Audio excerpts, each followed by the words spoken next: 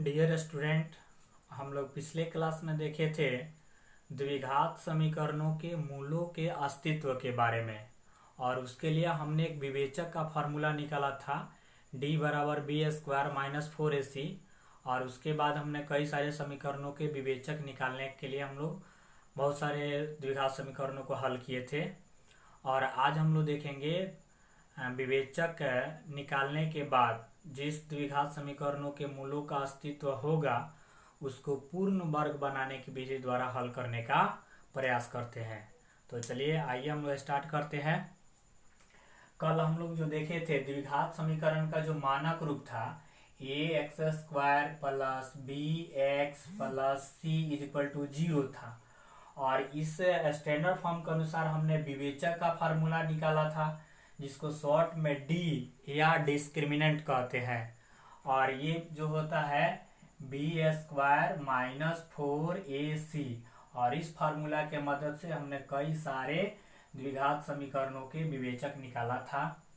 और विवेचक के आधार पर हम लोग ये डिसाइड करते थे कि किन किन द्विघात समीकरणों के मूलों का अस्तित्व है और किन किन द्विघात समीकरणों के मूलों का अस्तित्व नहीं है। यदि कोई समीकरण है और उसका विवेचक निकाला जाए और उस विवेचक का मान 0 से बड़ा हो, d ग्रेटर देन 0, मतलब d का मान जो आएगा 0 से बड़ा आएगा, 2, 4, 6, 8, 3, 5 कुछ भी कोई भी संख्या है, तो इस परिस्थिति में मूल का अस्तित्व होगा। मूल का अस्तित्व होगा। कल हमने ये देखा था, मूल का अस्तित्व होगा। और यदि d का मान 0 के बराबर है तो भी यहाँ पे हो जाएगा मूल का अस्तित्व होगा।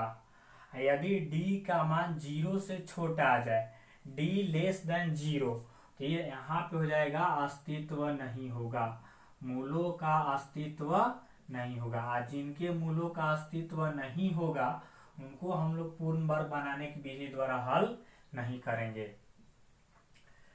तो यहाँ पे हम लोग देखते हैं, एक कोई क्वेश्चन ले लिया जाए, 2x square plus 3x plus 1 is equal to 0 और कहे कि बताइए कि इस द्विघात समीकरण के मूलों का अस्तित्व है या नहीं है।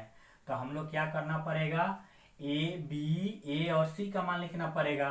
तो इसको कहते हैं हम लोग a, तो a का वैल्यू हो जाएगा 2, इसको कहते हैं b, तो b का वैल्यू हो जाएगा 3 और ये हो जाएगा हमारा अचर पद, तो ये हो जाएगा c इज इक्वल टू हो जाएगा 1। तो हम लोग d का फार्मूला क्या जानते हैं, बी स्क्वायर माइनस 4ac, तो d is equal to b का वैल्यू हो जाएगा 3, तो 3 का स्क्वायर माइनस 4, a का वैल्यू हो जाएगा 2 और c का वैल्यू 1, तो ये हो जाएगा 1। तो d इज इक्वल टू कहा जाएगा 9 माइनस हो जाएगा 8, तो d का मान 1 आया। तो स्वाभाविक तौर पे है कि d का मान ग्रेटर देन 0, 0 से बड़ा है, तो इस द्विघात समीकरण के मूलों का अस्तित्व होगा। तो चलिए हम लोग अब आगे बढ़ते हैं, द्विघात समीकरणों को पूर्ण वर्ग बनाने की विधि द्वारा द्विघात समीकरणों के पूर्ण वर्ग बनाने की विधि द्वारा उसके मूलों को ज्ञात करने का प्रयास करते हैं। तो चलिए आइए देखते हैं।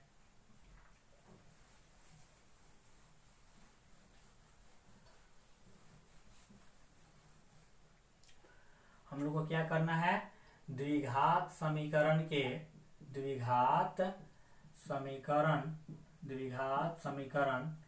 को पूर्ण वर्ग बनाने की विधि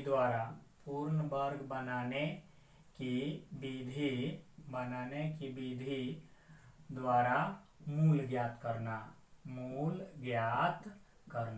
मूल का अर्थ होता है कि x का जो 2 वैल्यू निकलता है वही वैल्यू हम लोग को निकालना है।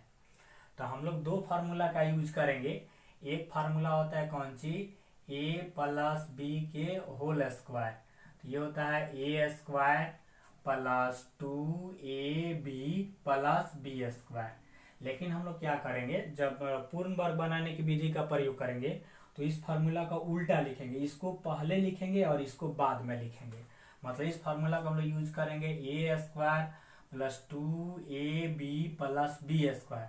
अगर कोई द्विघात समीकरण इस प्रकार का हो तो उसको हम लोग लिख देंगे, तो इसको हम लोग लिखेंगे कौन सी, a प्लस बी के होल स्क्वायर। इस फार्मूला का हम लोग यूज करेंगे ध्यान रखने वाली बात है। और दूसरा जो फार्मूला है a माइनस बी का होल स्क्वायर, ये होता है A square minus 2ab plus B square. इस फार्मूला को भी वैसे ही पलट करके लिखते हैं, A square minus 2ab plus B square. तो इसको हम लोग लिख सकते हैं ए माइनस बी का होल स्क्वायर। इन्हीं दो फार्मूला के मदद से हम लोग किसी भी द्विघात समीकरण को पूर्ण वर्ग में चेंज करेंगे और उसके बाद x का दो वैल्यू निकालेंगे। तो इस फार्मूला को अब हम साइड में लिख देते हैं एक तरफ।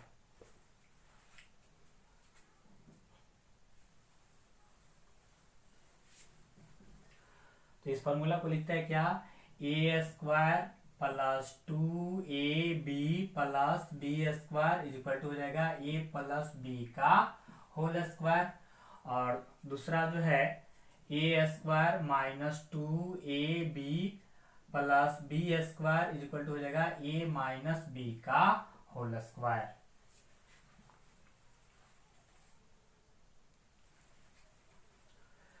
तो चलिए हम लोग देखते हैं पहला जो समीकरण है 2x स्क्वायर प्लस हो जाएगा x और उसके बाद हो जाएगा माइनस 4 इज इक्वल टू 0 है। इसको हम लोग पूर्ण वर्ग बनाने की विधि द्वारा हल करेंगे। अगर आपके प्रश्न इस समीकरण के मूलों के अस्तित्व के बारे में पूछता है तो आप लोग विवेचक निकाल लेंगे और विवेचक के आधार पर इसके मूलों का अस्तित्व होगा या नहीं होगा उसके आधार पर वो डिसाइड कर सकते हैं। लेकिन इसको हम लोग देखते हैं पूर्ण वर्ग बनाने की विधि द्वारा। तो हम लोग क्या करेंगे कि एक्स स्क्वायर के गुणांक 2 है यहाँ पे, तो इस 2 को पूर्ण वर्ग में बदल देंगे। जैसे 1 या 4, 9, 16 मतलब वैसी संख्या है जिसका वर्गमूल निकलता हो। तो यहाँ पे 2 का वर्गमूल नहीं निकलेगा। तो हमारे पास दो ऑप्शन है कि सभी में 2 से भाग कर दे, तो इस परिस्थिति में ये 1 हो जाएगा और 1 का वर्गमूल निकल जाएगा। और नहीं तो इस सभी में 2 से गुना कर दे तो ये हो जाएगा 4 और 4 का वर्गमूल निकल जाएगा। तो हम लोग क्या करेंगे, समीकरण में 2 से गुना करने पर, आप भाग करके 1 भी कर सकते हो गुना करने पर। तो 2 से जब गुना करेंगे तो ये हो जाएगा 4x स्क्वायर प्लस हो जाएगा 2x minus 8 is equal to 0 हो जाएगा। अब हम लोग क्या कर सकते हैं कि भाग देते तो यहाँ पे एक्स स्क्वायर हो जाता है, यहाँ पे x/2 हो जाता है, यहाँ पे 2 से भाग करते तो 2 हो जाता। तो आप दोनों में से कोई काम कर सकते हैं, 2 से भाग दे देते या नहीं तो 2 से गुना कर दिए। तो 2 से गुना कर दिए तो यहाँ पे 4 हो गया, इसका वर्गमूल आसानी से निकल सकता है। अब हम इसको क्या करेंगे, यहाँ पे प्लस है तो इसको A square plus 2ab plus B square के रूप में लिखेंगे। तो 4x स्क्वायर को लिख सकते हैं 2x का होल स्क्वायर लिख सकते हैं। तो ए स्क्वायर प्लस 2 फार्मूला से हो गया, a का वैल्यू हो गया हमारा कौन सी 2x। अब b के जगह पर हम लोग क्या रखेंगे कि सबको हल करने के बाद 2x ही आए।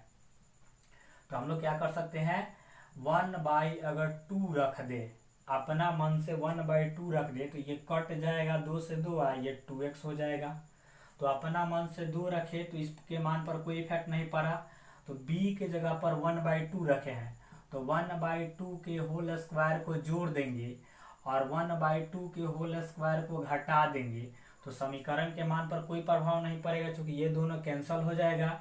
इसका वैल्यू यही है, ये केवल बच रहा है आपका -8। तो -8 को लिख देंगे, यहाँ पे 0 कर देंगे। अब हम लोग क्या करेंगे कि इतना जो है a प्लस बी के होल स्क्वायर के फार्मूला पर ब्रेक हो गया, A square plus 2ab plus B square, A square plus 2ab plus B square.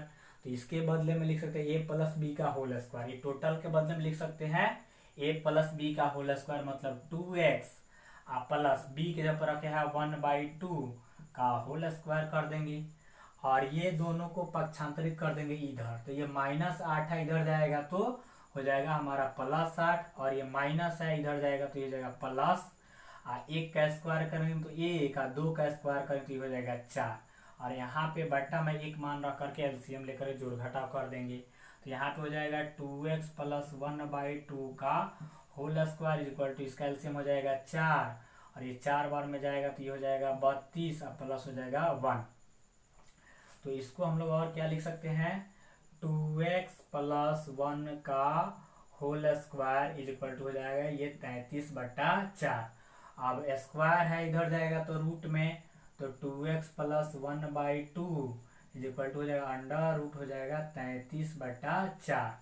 तो ये हो जाएगा 2x प्लस 1/2। आप प्लस माइनस लिखेंगे जब इसको रूट से बाहर निकालते हैं तो 33 का वर्गमूल नहीं निकलेगा तो ये अंदर रह जाएगा, लेकिन 4 का वर्गमूल हो जाएगा 2। अब हम लोग x का दो वैल्यू निकालेंगे, एक बार प्लस का मान लेकर के और एक बार माइनस का मान लेकर के। तो यहाँ पे चलिए देखते हैं, यहीं पे लिखते हैं नाउ लिखेंगे और उसके बाद आगे बढ़ते हैं। तो 2x plus 1/2 is equal two plus वाला वैल्यू लेके चलेंगे तो रूट 33 हो जाएगा 2। अब इसको इधर ट्रांसफर करते हैं तो 2x इज इक्वल टू हो जाएगा हमारा रूट 33/2 माइनस 1/2। प्लस में तो माइनस में, तो 2x इज इक्वल टू हो जाएगा इसका लघुत्तम हो जाएगा 2, तो ये हो जाएगा रूट 33 माइनस 1। आइए गुना में इधर आएगा तो भाग में, तो x इक्वल टू हो जाएगा रूट 33 माइनस 1, रूट 33 माइनस 1। आइए हो जाएगा 2 दूनी के 4, इधर गया तो भाग में तो 2 दूनी के 4 हो जाएगा। तो हमको x का मान मिला रूट 33 माइनस 1/4। कब? जब हम लोग यहाँ पे प्लस लेकर के चले थे तब, प्लस लेकर, अब माइनस लेकर के चलेंगे तो लिखेंगे अगेन हम लोग क्या करेंगे 2x plus 1/2 is equal to हो जाएगा माइनस हो जाएगा रूट 33/2। अब इसको इधर ट्रांसफर कर देंगे तो 2x इज इक्वल टू हो जाएगा माइनस रूट 33/2 और माइनस हो जाएगा 1/2। और जब इसको हल करेंगे तो 2x इज इक्वल टू हो जाएगा क्या 2 और माइनस रूट 33 माइनस 1। इसको इधर लेके जाएंगे तो हमारा हो जाएगा भाग में। इसको हम लोग यहाँ पे लिखते हैं, यहाँ पे लिख देते हैं x इज इक्वल टू हो जाएगा कौन सी माइनस कॉमन कर देते हैं तो रूट 33 प्लस 1 डिवाइडेड बाई हो जाएगा 4। तो ये हो जाएगा हमारे x का दूसरा वैल्यू।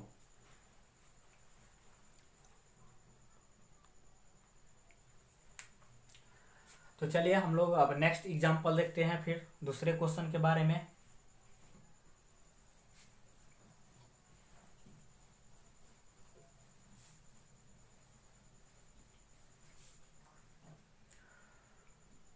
हम लोग का जो दूसरा क्वेश्चन है 2x² माइनस 7x प्लस 3 है। 2x² minus 7x plus 3 is equal to 0 हो। अब इसको हम लोग क्या करते हैं, वही काम करते हैं, इसको पूर्ण वर्ग में बदलते हैं। तो समीकरण में 2 से गुना करने पर, समीकरण में 2 से गुना करने पर तो 2 से जब गुना करें तो हो जाएगा 4x² माइनस हो जाएगा 14x प्लस हो जाएगा 6 इक्वल टू 0। अब इसको हम लोग क्या करेंगे 2x का होल स्क्वायर लिखेंगे, a² माइनस 2 फार्मूला से a का वैल्यू हो जाएगा 2x और b के जगह पर क्या रखेंगे कि 14x आ जाएगा।